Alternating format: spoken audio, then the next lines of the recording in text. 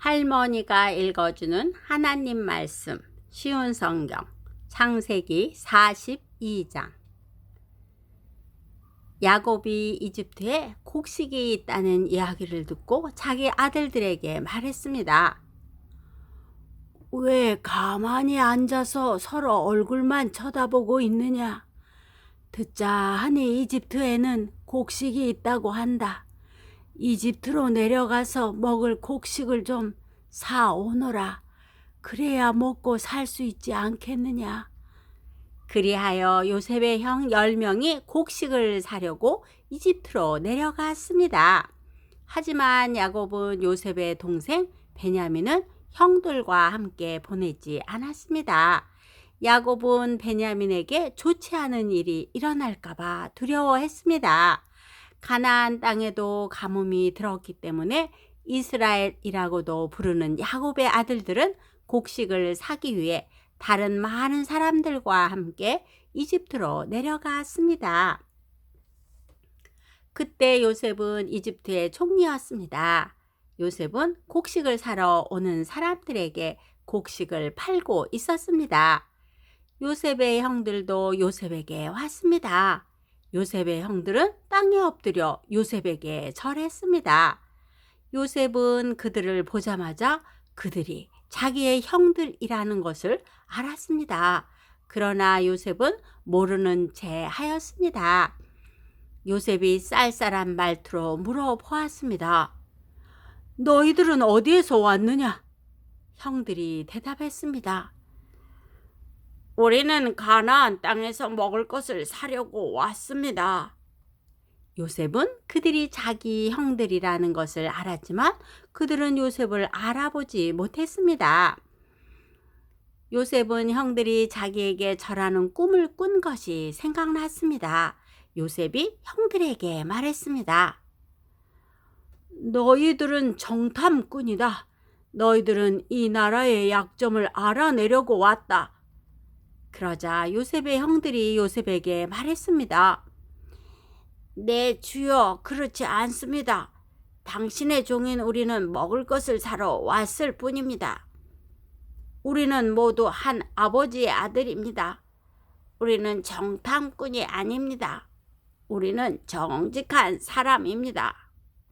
그러자 요셉이 그들에게 말했습니다. 아니다. 너희들은 이 나라의 약점을 알아내려고 왔다. 그들이 말했습니다. 우리는 12형제 중 10명이입니다. 우리는 한 아버지의 아들입니다. 우리는 가나안 땅에 살고 있습니다. 우리의 막내 동생은 지금 그곳에 우리 아버지와 함께 있습니다. 그리고 우리의 다른 동생은 없어졌습니다. 요셉이 그들에게 말했습니다. 내 말이 틀림없다. 너희는 정탐꾼이다. 그러나 너희들 말이 거짓말이 아니라는 것을 증명할 기회를 주겠다. 살아계신 파라오께 맹세하지만 너희의 막내 동생이 여기에 오기 전까지 너희는 이곳을 떠나지 못한다. 너희들 중 한 명이 가서 너희 동생을 데리고 오너라. 나머지는 여기 감옥에 갇혀 있어야 한다. 너희의 말이 옳은지 두고 봐야겠다. 만약 너희가 거짓말을 하는 것이라면 살아계신 파라오를 두고 맹세하지만 너희는 정탐꾼이다. 그리고 나서 요셉은 그들 모두를 3일 동안 감옥에 넣어두었습니다.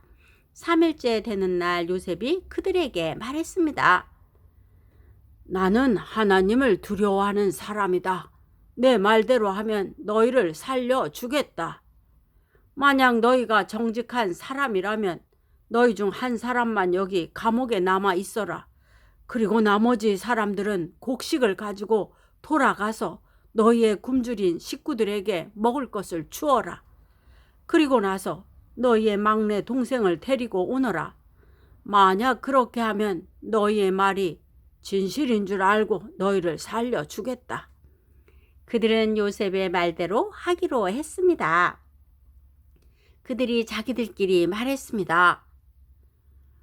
우리가 동생에게 한 일 때문에 이런 벌을 받는가 보다. 우리는 동생이 고통을 당하면서 우리에게 살려달라고 애원하는 것을 보면서도 동생의 말을 듣지 않았다. 그래서 우리가 지금 이런 고통을 당하는 것이다. 그러자 루벤이 그들에게 말했습니다. 내가 그 아이를 해치지 말라고 하지 않았느냐? 그런데도 너희는 내 말을 듣지 않았다.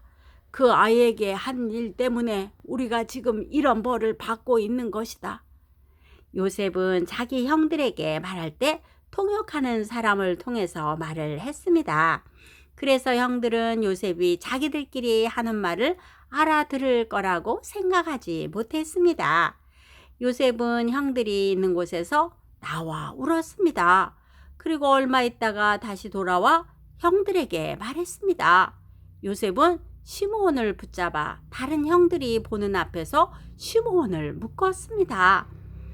요셉은 종들에게 자기 형들의 가방에 곡식을 가득 채우라고 말했습니다. 그리고 곡식을 사기 위해 가지고 온 돈도 다 돌려주고 집으로 돌아가는 동안에 필요한 물건들도 넣어주라고 명령했습니다. 종들은 요셉이 하라는 대로 했습니다. 그리하여 요셉의 형들은 곡식을 나귀에 싣고 길을 떠났습니다. 하룻밤을 머문 곳에서 형들 중 한 명이 나귀에게 먹이를 주려고 자루를 열었더니 자루 안에 돈이 있는 것이 보였습니다. 그 사람이 다른 형제들에게 말했습니다. 곡식을 사려고 낸 돈이 여기 자루에 그대로 있다. 형들은 매우 놀라면서 자기들끼리 하나님께서 우리를 어떻게 하시려고 이런 일을 하셨는가 하고 말했습니다. 형들이 가나안 땅에 있던 자기 아버지 야곱에게 돌아갔습니다.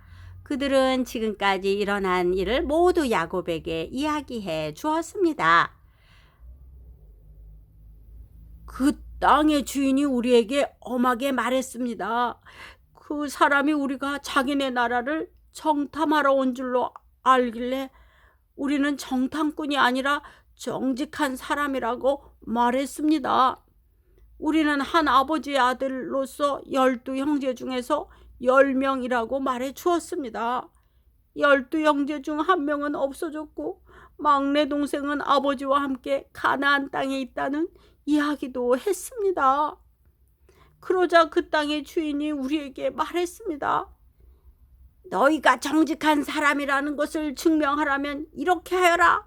너희 중 한 명은 여기에 남아라. 그리고 나머지는 곡식을 가지고 너희의 굶주린 식구들에게 돌아가거라. 그리고 너희의 막내 동생을 이리로 데려오너라.